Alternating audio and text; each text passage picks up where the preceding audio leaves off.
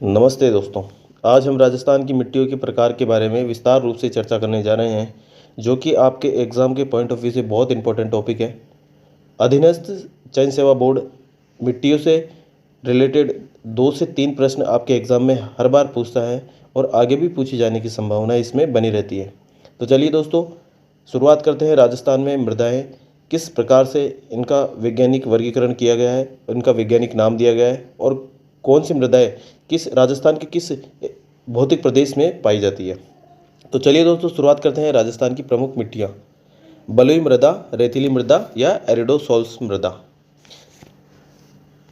इस मिट्टी को बालू, रेतीली, लवणीय, बलुई, अम्लीय मिट्टी आदि के नामों से भी जाना जाता है। इस तरह की मिट्टी अक्सर पश्चिमी राजस्थान और सीमावर्ती शुष्क प्रदेशों जैसे जैसलमेर, जोधपुर, बाड़मेर, बीकानेर, चूरू, झुंझुनू आदि में पाई जाती है।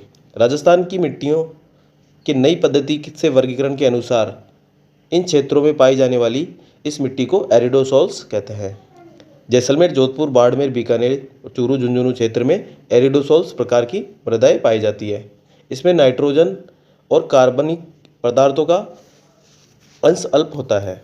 इस मृदा के मीठे कण होने के कारण इसमें पानी डालते ही मृदा पानी में विलीन हो जाती है। इस मिट्टी में कैल्शियम की मात्रा बहुत अधिक होती है। इसी वजह से इसे मिट्टी पर मोठ, मूंग और बाजरा जैसी खरीफ की फसलें अच्छी होती है। यह मिट्टी राजस्थान के सर्वाधिक क्षेत्र पर लगभग 12 जिलों में पाई जाती है। राजस्थान में सर्वाधिक पाई जाने वाली मिट्टी एरिडोसॉल्स है, जो कि राजस्थान के 12 जिलों में इस मिट्टी का प्रसार है। अगली मिट्टी है लाल दोमट मिट्टी या लाल लोमी मिट्टी।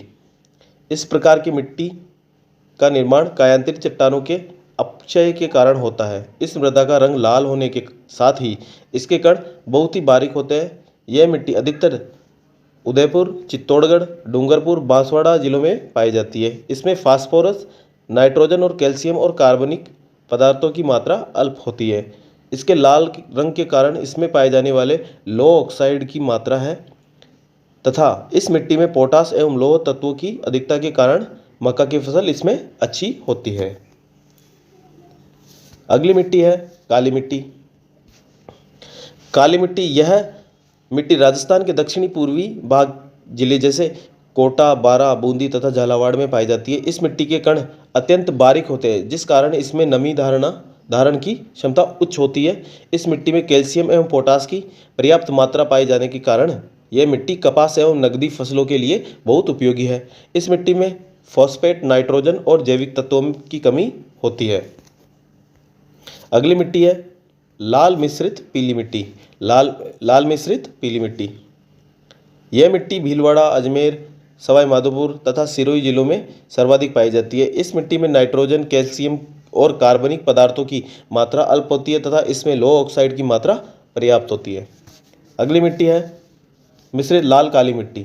मिश्रित लाल काली मिट्टी, यह मिट्टी डूंगरपुर, भीलवाड़ा, उदयपुर, बांसवाड़ा, चित्तौड़गढ़ जिलों में पाई जाती है। इस मिट्टी में फास्फोरस, कैल्शियम, नाइट्रोजन एवं कार्बनिक तत्वों की कमी होती है तथा इस मिट्टी में मक्का एवं कपास की फसल अच्छी होती है।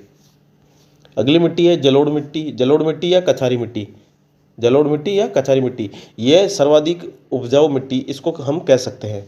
सर्वाधिक उपजाऊ मिट्टी जलोढ़ मिट्टी को हम कह सकते हैं। यह मिट्टी नदियों द्वारा अपने साथ बहाकर लाई जाती है तथा यह मुख्यतः धौलपुर, जयपुर, अलवर, भरतपुर, बूंदी, कोटा, टोंक एवं सवाई माधोपुर जिले में पाई जाती है। इस मिट्टी में फास्फेट एवं कैल्शियम तत्वों की कमी होती है तथा नाइट्रोजन पर्याप्त मात्रा में पाया जाता है। इस मिट्टी में जल धारण की पर्याप्त मात्रा होने एवं उपजाऊ होने के कारण यह मिट्टी गेहूं, कपास, चावल और तंबाकू के लिए सर्वाधिक उपयुक्त मिट्टी मानी जाती है, जलोढ़ मिट्टी। अगली मिट्टी है लवणीय मिट्टी। लवणीय मिट्टी, यह मिट्टी बीकानेर, जालौर, गंगानगर तथा बाड़मेर जिले में पाई जाती है। इस मिट्टी में लवणीय एवं क्षारीय तत्वों की अधिकता पाए जाने के कारण यह अनुपजाऊ है। सबसे बेकार जिसको मिट्टी को माना जाता है वह लवणीय मिट्टी को हम मान सकते हैं। अगली मिट्टी है भूरी मिट्टी। अगली मिट्टी है भूरी मिट्टी, यह मिट्टी बनास नदी के प्रवाह क्षेत्र में वाले जिलों में जैसे भीलवाड़ा, अजमेर, टोंक, सवाई माधोपुर आदि जिलों में पाई जाती है। इस मिट्टी में नाइट्रोजन एवं फास्फोरस तत्वों की कमी पाई जाती है। यह कृषि के लिए बहुत उपजाऊ मिट्टी मानी जाती है। अगली मिट्टी है सिरोजम मिट्टी या धूसर मरुस्थलीय मिट्टी। धूसर मरुस्थलीय मिट्टी, यह मिट्टी अरावली पर्वतमाला के पश्चिमी भाग में जैसे बागड़ प्रदेश में नागौर, जालोर, पाली, झुंझुनू एवं सीकर जिले में ये बहुतायत से पाई जाती है। इस मिट्टी में कार्बनिक पदार्थों जैसे नाइट्रोजन एवं अन्य जैविक तत्वों की कमी पाई जाती है। अगली है पर्वतीय मिट्टी। यह मिट्टी उदयपुर, अजमेर, अलवर, सिरोही जिलों में पहाड़ी भागों में ये बहुतायत से पाई जाती है। यह मिट्टी कृषि के लिए अनुपयुक्त है। अगला टॉपिक है राजस्थान की मिट्टियों का वैज्ञानिक वर्गीकरण। वैज्ञानिकों ने राजस्थान की मिट्टी का किस प्रकार से वर्गीकरण किया है वो हम आगे देखते हैं। तो चलिए दोस्तों देखते हैं। एरिडोसोल्स, यह मिट्टी एरिडोसोल राजस्थान की शुष्क जलवायु प्रदेशों में पाई जाती है। यह चूरू, सीकर, झुंझुनू, नागौर, जोधपुर, पाली, जालोर के कुछ क्षेत्रों में पाई जाती है एरिडोसोल्स, और सर्वाधिक विस्तार एरिडोसोल्स मिट्टी का ही राजस्थान में उपलब्ध है। अगली है अल्फीसोल्स। अल्फीसोल्स राजस्थान की जयपुर, अलवर, दौसा, भरतपुर, सवाई माधोपुर, टोंक, भीलवाड़ा, चित्तौड़गढ़, बांसवाड़ा, डूंगरपुर, बूंदी, कोटा, राजसमंद, उदयपुर, बारां व झालावाड़ जिले में पाई जाती है अल्फीसोल्स। अगली मिट्टी है एंटीसोल्स। एंटीसोल्स, इस मिट्टी का रंग हल्का पीला भूरा होता है। एंटीसोल्स पश्चिमी राजस्थान के लगभग सभी जिलों में पाई जाती है। अगली है इंसेप्टिसोल्स। इंसेप्टिसोल्स, यह मृदा अर्ध शुष्क से लेकर आर्द्र जलवायु के क्षेत्रों में कहीं भी पाई जा सकती है। इसके अलावा यह मिट्टी सिरोही में, पाली में, राजसमंद में, उदयपुर में, भीलवाड़ा, चित्तौड़गढ़ जिलों में की जलोढ़ मृदाओं के मैदानों में भी देखने को मिलती है। अगली है वर्टिसोल्स। वर्टिसोल्स मृदा, इस मिट्टी में अत्यधिक क्ले पाया जाता है। इस मिट्टी में अत्यधिक क्ले पाया जाता है वर्टिसोल्स मृदा में, जिस कारण इसका रंग काला होता है। वर्टिसोल्स राजस्थान के झालावाड़, बारां, कोटा और बूंदी के अधिकतर क्षेत्रों में पाई जाती है। अगला टॉपिक है राजस्थान की मृदा के अन्य तथ्य। ये इंपॉर्टेंट फैक्ट है जो कि डायरेक्ट एग्जामिनर यही प्रश्न पूछता है। चंबल और माही बेसिन में मुख्यतः लाल काली मिट्टी पाई जाती है। पहला टॉपिक तो ये हो गया। दूसरा है केंद्रीय मृदा लवणीयता अनुसंधान संस्थान का मुख्यालय करनाल, हरियाणा में है। कहाँ है? करनाल, हरियाणा में है। अगला है राजस्थान की पहली मिट्टी परीक्षण प्रयोगशाला कहाँ पर है? जोधपुर जिले में स्थापित की गई है। कहाँ पर स्थापित की गई है? जोधपुर जिले में। मिट्टी में चूने की मात्रा कम होने से वह अम्लीय हो जाती है, जिससे कि उसमें अम्लीय मिट्टी जैसे चूने का पाउडर मिलने पर अम्लीयता को दूर किया जा सकता है, कहते हैं। चूने को पाउडर में मिलाकर अम्लीयता को दूर किया जा सकता है। अगला है जिस मिट्टी में चूने की मात्रा अधिक होती है उसे क्षारीय या लवणीय मिट्टी कहते हैं।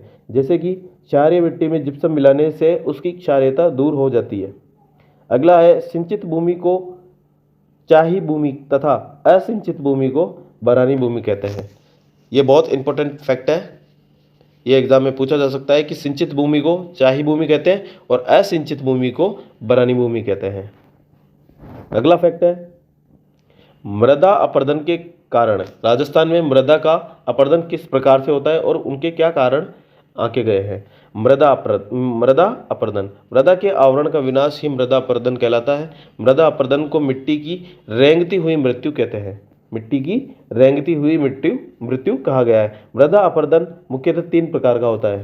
राजस्थान में मृदा का 3 प्रकार से अपरदन होता है। पहला है क्षैतिज परत अपरदन। क्षैतिज परत अपरदन क्या होता है? यह वायु या जल द्वारा थार रेगिस्तान पश्चिमी राजस्थान में होता है। तेज मूसलाधार वर्षा होने से मिट्टी जल में घुलकर बहकर चली जाती है, जिससे मृदा अपरदन होता है। तेज आंधियाँ चलने से भी मिट्टी आंधियों से उड़कर चली जाती है, इससे भी मृदा अपरदन होता है। इसे ही परत या आवरण या क्षैतिज अपरदन कहते हैं। इसे ही परत या आवरण क्षैतिज अपरदन कहते हैं। यह अत्यधिक हानिकारक होती है। इस परत अपरदन में मिट्टी की ऊपरी उपजाऊ परत जल या वायु के साथ बहकर चली जाती है, जिससे मृदा की उर्वरता कम हो जाती है। इस प्रकार अपरदन सर्वाधिक जैसलमेर जिले में कहाँ होता है? सर्वाधिक जैसलमेर में और न्यूनतम धौलपुर जिले में होता है। अगला है मृदा का अपर्दन, लंबवत या अवनालिका अपर्दन। लंबवत या अवनालिका अपर्दन से तात्पर्य है जैसे नदियों द्वारा मिट्टी को बहा कर ले जाना, यही अवनालिका अपर्दन कहलाता है। यह अपर्दन जल या नदियों के बहाव से होता है। ये नदियां हैं, नदियों के बहाव से होता है। इस प्रकार का अपर्दन दक्षिणी पूर्वी राजस्थान में सर्वाधिक चंबल नदी द्वारा करौली एवं सवाई माधोपुर जिले में होता है। इस प्रकार के अपर्दन में कृषि भूमि के छोटे छोटे टुकड़ों में खंडित कर दी जाती है, इससे कि यह कृषि के लिए उपयुक्त नहीं होती है, मतलब अनुपयुक्त होती है। तो ये थे दोस्तों मृदा के अपर्दन के कारण। तो दोस्तों ये थे राजस्थान में पाई जाने वाली मृदा तथा उनके प्रकार और उनकी क्या तो उपयोगिता राजस्थान में रहती है फसलों से लेकर, या क्या अनुपयोगिता रहती है, उनके क्या कैसे तो मृदा अपर्दन होता है। इस तमाम तथ्यों को लेकर हम इस क्लास के अंदर डिस्कस कर चुके हैं। तो दोस्तों इस वीडियो को यहीं तक स्टॉप करते हैं। अगर वीडियो पसंद आए तो लाइक शेयर करना ना भूलें। अगर चैनल पर पहली बार आए तो चैनल को सब्सक्राइब करना ना भूलें। जय हिंद।